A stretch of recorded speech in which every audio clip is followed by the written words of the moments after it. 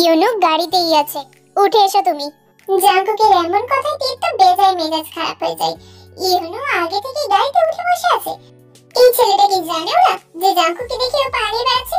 তারপরেও ইউনু কি করে ওনার গাড়িতে উঠে বসে আছে? তের ইচ্ছে করছে এখন ইউনুকে দু চারটে থাপ্পড় মেরে আলু ভর্তা বানাতে পারলেও খুশি হতো, কিন্তু আফসোস এখন সেটা পাচ্ছে না। জাঙ্কুক আবারও বাজ খাই গলাতে ধমক দিতে তে গাড়ি দরজা খুলে ঝটপট গাড়িতে উঠে বসে। বিকেল 4:37। বাইরে এখনো গুড়ি গুড়ি বৃষ্টি হচ্ছে। কাঁথা মুড়ি দিয়ে গুটিসুটি মেরে শুয়ে আছে তে। ভার্সিটি থেকে ফিরেছে আধ ঘন্টার মতো হবে। ভার্সিটি থেকে ফিরে শাওয়ার নিয়ে শুয়েছে তে। তেকে খাওয়ার জন্য ডাকতে ডাকতে রুমে এলেন মিসেস জিসো। দেখলেন মেয়ে কাঁথা মুড়ি দিয়ে ঘুমোচ্ছে আর ওয়াশরুমের দরজাটাও খোলা। ওয়াশরুমের দরজা আটকে দেওয়ার সময়তেই খেয়াল করলেন যে বালতির মধ্যে অনেক জামা কাপড় রাখা রয়েছে, তাও আবার ভেজা। বিড়বিড় করে কিছু একটা বলেই সেগুলো ধুয়ে ব্যালকনিতে মেলে দিতে গেলেন শুকানোর জন্য। তের কাছে গিয়ে তেকে ডাকলেন খাওয়ার জন্য, কিন্তু তে কোনো সাড়া দিল না। মিসেস জিসু ওরা পাশে বসে মাথায় হাত বুলিয়ে দিতে গিয়েই চমকে উঠলেন। জরিদা পুড়ে যাচ্ছে একেবারে। মিসেস জিসু ওনার রুমে চলে গেলেন ছেলেকে ফোন করার জন্য। তের বড় একটা ভাই আছে, তার নাম জেহব। ওদের বাবা নেই, তার পুরো সংসার জেহব নিজেই সামলায়। এই সময়ে জেহব অফিসে আছেন। মিসেস জিসু ফোন দিলেন ছেলেকে। জেহব ফোন রিসিভ করতে তিনি বললেন, এই জেহব তুই এখন বাসায় আসতে পারবি এক্ষুনি? কেন আম্মু, কিছু হয়েছে? ভার্সিটি থেকে ফেরার পথে বৃষ্টিতে ভিজেছে, জ্বরে তের গা পুড়ে যাচ্ছে। বৃষ্টি হয়েছে বাইরে, ডক্টরে ডাকা দরকার। আচ্ছা, তুমি তেকে তুলে খাওয়াতে থাকো, আমি ডক্টর নিয়ে বাসায় আসছি। তেকে দেখে ডক্টর কিছু ওষুধ লিখে দিয়ে চলে গেলেন। জ্বর 102 এর কাছাকাছি। মিসেস জিসু তার মেয়েকে বকাবকি করতে শুরু করে দিয়েছেন। তে জেহবকে জড়িয়ে ধরে চুপচাপ বসে আছে। আম্মু, দেখছো তো এমনিতেই জ্বর ওর, তার উপর আবার তুমি বকাবকি করছো কেন? বলি বকাবকি করবো না তো কি করব? এই মেয়েটা আমাকে একটুও শান্তি দেয় না। ও জানে না বৃষ্টিতে ভিজলেও অসুস্থ হয়ে যাবে, ঠান্ডার সমস্যা আছে ওর, এটাও জানে না। তাহলে ও এরপরেও বৃষ্টিতে ভিজে অসুখ বাঁধালো কেন? তোদের এই দুই ভাই বোনকে নিয়ে আমার চিন্তা করার শেষ নেই। কোথায় তোরা আমাকে একটু শান্তি দিবি তা না, তোদের চিন্তা চিন্তা আমার ঘুম হারাম হয়ে যাচ্ছে। আচ্ছা আম্মু, এখন বকলে কি সবটা ঠিক হয়ে যাবে? তেজ জ্বর কি সেরে যাবে? যাবে না তো, তাহলে অযথা এত বকাবকি করছো কেন? বাদ দাও না। তোদের এই দুই ভাই বোনে যা ইচ্ছে তাই কর, আমি আর কিচ্ছু বলবো না তোদের। কথাগুলো বলেই জিসু রুম থেকে বেরিয়েছে। জেহব তেকে বিছানায় শুয়ে দিয়ে ওর মাথায় হাত বুলিয়ে দেয়। কি রে, এত বাচ্চামি করিস কেন বলতো? জ্বর বাঁধিয়ে ফেললি তো, জানিস না তোর কিছু হলে আমি বা আম্মু কেউই বাঁচতে পারবো না। ভাইয়া তুমি এখন আম্মুর মতো আমাকে বকাঝকা করবে? বকছি না পাগলি, ভয় হয় খুব। যদি তোর কিছু হয়ে যায়, আব্বুর মতো করে যদি তোকেও হারিয়ে ফেলি, তখন কিভাবে থাকবো আমি আর আম্মু? কথাগুলো বলতে বলতে জেহবের চোখে পানিতে ভিজে এলো। তে উঠে বসে জেহবকে জড়িয়ে ধরে কান্না মিশ্রিত কণ্ঠে বলল, এভাবে বলো না ভাইয়া, তোমাদের ছেড়ে আমি বা কোথায় থাকবো, কিভাবে থাকবো বলো? এত এত চিন্তা করো না, এত সহজেই তুমি আর আম্মু আমার জ্বালানোর হাত থেকে বাঁচবে না। এখন প্রচুর প্রচুর জ্বালানো বাকি আছে তোমার আর আম্মুকে। তারপর তোমাকে বিয়ে করিয়ে ভাবির সাথে ঝগড়া করব। কথাটা বলেই হেসে উঠল তে। জেহবও হেসে ফেললো। তের কান টেনে ধরে বলল, বড্ড ফাজিল হয়েছিস তাই না? কান টেনে ছিঁড়ে ফেলবো। ভাইয়া ছাড়ো, লাগছে তো আমার। কথাটা শুনে জেহব তের কান ছেড়ে দিয়ে ওকে বুকে আগলে নিল। তেও জেহবের বুকের সাথে চুপচাপ লেপ্টে রইল। জেহব বোনের মাথায় হাত বুলিয়ে দিচ্ছে। দরজার কাছ থেকে মিসেস জিসু ভাই বোনের খুনসুটি দেখে কান্না ভেজা চোখে মৃদু হাসলেন। আঁচল দিয়ে পানিটুকু মুছে ফেললেন। বাবা মরা ছেলে মেয়ে দুটোকে তুমি এভাবেই সবসময় দেখে রেখো আল্লাহ। ওদের বন্ধনটা এভাবে আমৃত্যু এমনই থাকে যেন। আমার এই ছোট্ট সংসারকে তুমি আগলে রেখো। ভাই বোনের ভালোবাসার উপর কারো নজর না পড়ুক। আমার মেয়েটার জীবনে এমন একজন মানুষকে দিও, সে যাতে আমার মেয়েটাকে আগলে রাখে। আর আমার ছেলেটার জীবনে এমন একজন তো আছে, দুজন যেন সব সময় ওদের আগলে রাখে। ওদের ভাই বোনের সম্পর্কে যেন ফাটল না ধরায়। ভালো রেখো ওদের দুজনকে। 11টা বেজে 37 মিনিট। তীর ঘুম আসছিল না, তাই অনলাইনে গেল।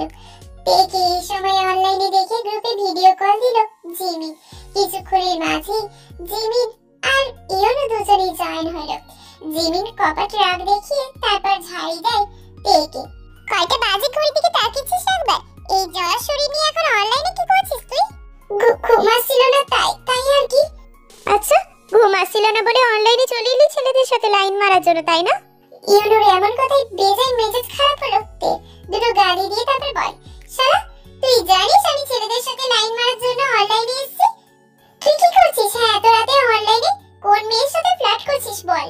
এতে শোন, একদম আমাকে আজেবাজে কথা বলবি না বলে দিলাম। আমার মতো একটা ভালো ছেলেকে তুই এরকম উল্টোপাল্টা কথা বলতে পারিস না। ভালো না চাই, তুই যে কত ভালো তা আমার থেকে ভালো কেউ জানে না। সেই তো দিনরাত মেয়েদের নিয়ে পড়ে থাকিস, আজ একজন তো কাল আরেকজন। তের আব্বুর বাচ্চা, তোরে তো আমি কাল ভার্সিটির ছাদ থেকে লাথি দিয়ে নিচে ফেলবো। তে আর ইয়োনো ঝগড়া শুনতে শুনতে জিমিনের কান পচে গেল। দুটো একসাথে হলে শুধু ঝগড়া। জিমিনের কাজিনরা সকলে তো চোখ বড় বড় করে আছে তে আর ইয়োনোর এরকম ঝগড়া শুনে। শেষমেশ জিমিন না পেরে চিৎকার করে, আর থামবি তোরা? সব সময় খালি ঝগড়া করিস, ভালো লাগে না আমার আর। এই তুই এইরকম জ্বর শরীর নিয়ে এত ঝগড়া করিস, এত এনার্জি পাস কিভাবে তুই? হ্যাঁ, তুই মাথা নিচু করে মলিন কণ্ঠে বলি, আমি ঝগড়া করলাম কইরে, ওই ইয়োনোই তো আমার পিছে লাগছে। ইয়োনো পাল্টা উত্তরে কিছু বলতে যাবে তার আগে জিমিন চোখ রাঙিয়ে থাকায়। জিমিন মুখে আঙুল দিয়ে চুপ হয়ে যায়।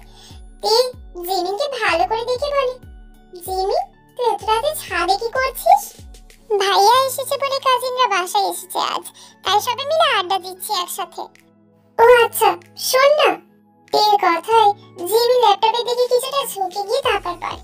বল কি বলবি? আশেপাশে কি জাঙ্কুক ভাইয়া আছে? না তো, কেন বল? না মানে এমনি। আচ্ছা জানো, তোর ভাইয়া জন্মের সময় কি আন্টি তোর ভাইয়ের মুখে মধু দেয়নি? তুই এমন প্রশ্নে ভ্রু কুঁচকে তাকায় জিমি, আর ওর সব কাজিনরা কান খাড়া করে রেখেছে তে কি বলে সেটা শোনার জন্য। ইয়োনো তো মুখ টিপে হাসে, কেননা কিছুটা আন্দাজ করতে পেরেছে ও। জিমি অবাক হয়ে তারপর জিজ্ঞেস করে, হঠাৎ এমন প্রশ্ন করছিস কেন? না মানে আজকে উনি আমাকে শুধু শুধু ধমক দিয়েছে, একবার না গুনে গুনে 3 বার। জানিস, ভয়ে আমার আত্মা লাফিয়ে উঠেছিল। দেখতে তো মাশাআল্লাহ, কিন্তু তার কথাবার্তা এরকম করলার মতো তিতা কেন?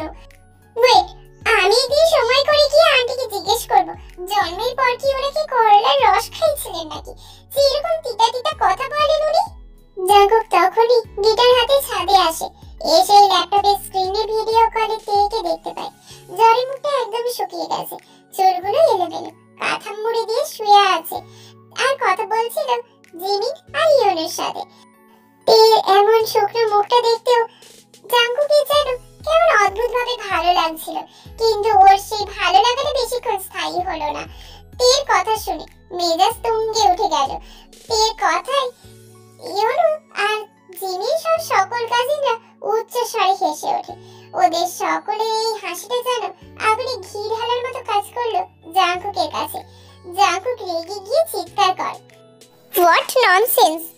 জাঙ্কুকের এমন বাজখাই চিৎকার শুনে জিমিন আর বাকি সকলে পিছন ফিরে তাকায়। জাঙ্কুকে দেখে সকলে হাসি থামিয়ে কাচুমাচু হয়ে মুখ করে বসে রইল। আর তে তো জিমিনের পিছনে জাঙ্কুকে দেখে ভয়ে শুকনো ঢোক গেলে। জাঙ্কুককে ল্যাপটপের দিকে এগিয়ে আসতে দেখি তে তো ভয়ে কল কেটে দেয়। তে এখন পুরোপুরি সুস্থ, তাই সকাল সকাল উঠে ভার্সিটি যাওয়ার জন্য রেডি হচ্ছে। জিসু এসে মেয়েকে মুখে তুলে খাইয়ে দিচ্ছে। তে কোনো মতে খেয়ে আর আম্মুকে বাই বলে ব্যাগ নিয়ে বেরিয়ে পড়ল। কয়েক সেকেন্ড বাদে আবার দৌড়ে এসে বিছানা থেকে ফোনটা তুলে নিয়ে দৌড় দেয়। জিসু মেয়ের কাণ্ড দেখে একটা দীর্ঘশ্বাস ছাড়লেন। সবকিছু ফেলে যেতে পারলেও এই মেয়ে কখনো ফোন ভুলে যেতে পারবে না। আর ফোনের মধ্যেই মনে হয় তের আত্মা প্রাণ লুকিয়ে আছে। জিমিনদের বাসার নিচে দাঁড়িয়ে তে সমানে কল করে যাচ্ছে, কিন্তু মেয়েটা কিছুতেই ফোন তুলছে না। ফলে রাগ আর বিরক্তি দুটো এসে ভর করলো তের মাথায়। তে পুনরায় ফোন করার আগে জিমিন ফোন করে। জিমিনের ফোন দেখে তে কয়েকটা ভালো ভালো গালি দেয়, তারপর কিছু কড়া কথা শোনানোর জন্য ফোনটা রিসিভ করে। কিন্তু তার আগে জিমিন আদুরে কণ্ঠে বলে ওঠে, সরি সোনা, রাগ করিস না প্লিজ, ফোনটা সাইলেন্ট মোডে ছিল তাই টের পাইনি। তোর সরি গুষ্টি কিলাই আমি, কতক্ষণ ধরে বাসা নিচে দাঁড়িয়ে আছিস সেই হিসেব আছে তোর? এই বুদ্ধি নিয়ে তুই ভার্সিটিতে চান্স পেলি কি করে রে দোস্ত? দেখ জিমিন, এমনিতেই মেজাজ খারাপ হয়ে আছে আমার, এখন এমন উল্টো পাল্টা কথা বললে আমি কিন্তু আরো রেগে যাবো বলে দিলাম। আমি যেহেতু ফোন ধরছি না তুই বাসায় চলে এলে তো পারতিস, আমাদের বাসার নিচে দাঁড়িয়ে আছিস কেন? জিমিনের কথাই তুই টনক নড়ল। আসলেই তো, সে তো জিমিনের বাসার নিচে দাঁড়িয়ে আছে, তাহলে বাসায় কেন গেল না? তার তো উচিত ছিল যখন জিমিন ফোন ধরছিল না তখন তার বাসায় গিয়ে কাঁটা ধরে টেনে ছেড়ে দিতে, কিন্তু আফসোস এই খেয়ালটুকু ওর মাথায় এলো না। জিমিন মৃদু হেসে আবারও বলতে শুরু করে, শুধু হাতে পায়ে বড় হয়েছিস, বুদ্ধি শুদ্ধি কিছু হলো না আর তোর। এই শুন, একদম আজারে ফালতু বকবি না হাসির বাচ্চা, তোর আসার হলে আয়, নয়তো আমি চললাম। ওই জানু শোন না, বলছি কি একটু বাসায় আয় না, আমার রেডি হতে এখনো দেরি আছে, মাত্রই তো ঘুম থেকে উঠলাম আমি। তোরা না আমাকে বলিস আমি মরার মতো পড়ে পড়ে ঘুমাই, তাহলে এখন তুই কি? হ্যাঁ ওই তো, তোর সাথে থাকতে থাকতে একটু আমরাও তোর মতো হয়ে গেছি আর কি। কুত্তা ফোন রাখ তুই। কথাটা বলেই তুই ফোন রেখে দিল, আর স্থির পায়ে এগিয়ে গেল জিমিনের বাসার ভিতরে। কলিং বেল চাপতেই জিমিনের আম্মু জিন দরজা খুলে দিল। কেমন আছো আন্টি? আলহামদুলিল্লাহ ভালো আছি, তোর কি খবর? জ্বর পড়ে পড়ে কমেছে তো? ইয়েস, একদম ঠিক আছে। তা তো বোঝা যাচ্ছে, দুদিনের জ্বরে চোখ মুখ একদম শুকিয়ে পানসে হয়ে গেছে। কি দরকার ছিল বৃষ্টিতে ভেজার? ও শান্তি, তুমিও এখন আমার মতো শুরু করো না প্লিজ। এই দুদিন বাসায় শুয়ে শুয়ে প্রচুর বকা খেয়েছি। তা এতদিনে আসার সময় হলো তোর, তাই না? ইয়েলো কোথায়?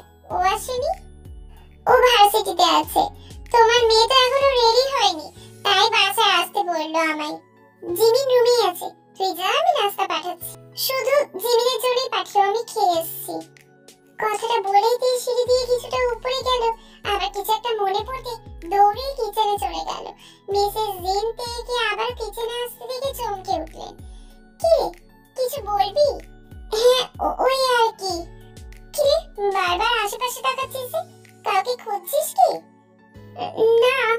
আচ্ছা, বলছিলাম যে জাঙ্কুক ভাইয়া কি বাসায় আছে? হ্যাঁ তো, ঘুমাচ্ছে, ঘন্টাখানেক বাদে উঠে অফিসে যাবে। আচ্ছা তাহলে তো বলাই যায়। বল না। আচ্ছা আন্টি, ভাইয়া জন্মের পরে কি ওনার মুখে মধু দাওনি? মিসেস জিন ভ্রু কুঁচকে তের দিকে তাকালেন। আমতা আমতা করে বলা শুরু করে, না মানে উনি। কি হয়েছে সেটা বলতো। জানো সেদিন উনি আমাকে শুধু শুধু 3টা ধমক দিয়েছে, আমি কিচ্ছু করিনি, বিশ্বাস করো। উনি তো আমাকে তেমন ভাবে চেনেন না, আর আমিও চিনি না, তাহলে কেন শুধু শুধু আমাকে বকলো? এই তো ভারী অন্যায় হয়েছে, ওকে আমি খুব করে বকে দেব। কিন্তু ও তো শুধু শুধু বকাচ্ছিল না। কি করেছিলি তুই? কিছু না, বিশ্বাস করো। আমি শুধু বলেছিলাম আমি আরো বৃষ্টিতে ভিজবো, আর ওনার সাথে গাড়িতে উঠবো না। তাহলে তো বলবো জাকু ঠিকই করেছে। জিমিন আমাকে বলেছে তুই নাকি ঘন্টাখানেক বৃষ্টিতে ভিজেছিস, আর এরকম ভিজলে তোকে আর খুঁজেই পাওয়া যেত না। হ্যাঁ হ্যাঁ, তোমার ছেলে না, তার হয়তো কথা বলবেই। আচ্ছা আন্টি, একটা সত্যি কথা বলো তো। কি কি বলবো? জাঙ্কুক ভাইয়া হওয়ার পর কি ও নাকি করলা বা নিম পাতার রস খাইয়েছিল? ইস, কি তেতো তেতো কথা বলে। যেই ধমক দিচ্ছিল আমার কান পৌঁছে গিয়েছে একেবারে। আচ্ছা, মিষ্টি করেও তো ধমক দেওয়া যায়, তাই না? আচ্ছা বেশ, আমি জাঙ্কুককে বলবো নেক্সট টাইম যাতে তোকে মিষ্টি করে ধমক দেয়। হ্যাঁ, তুমিও না। উনি আমাকে কোন দুঃখে ধমক দিতে যাবেন, ওনার সামনে পড়বই না আমি আর। যাই হোক, আমি উপরে গেলাম। কথাটা বলেই তে সিঁড়ি বেয়ে উপরে গেল। জিমিনের রুমে ঢোকার আগে কেউ একজন তার হাত টেনে ধরে অন্য একটা রুমে নিয়ে গিয়ে দেওয়ালের সাথে চেপে ধরলো তাকে। ভয় পেয়ে তে চিৎকার করতে গেলে লোকটা তার মুখ চেপে ধরে। তে চোখ খুলে ভয়াত দৃষ্টি নিয়ে সামনের দিকে তাকাতেই তার তো চক্ষু চড়ক গাছ হাওয়ার উপার হয়েছে।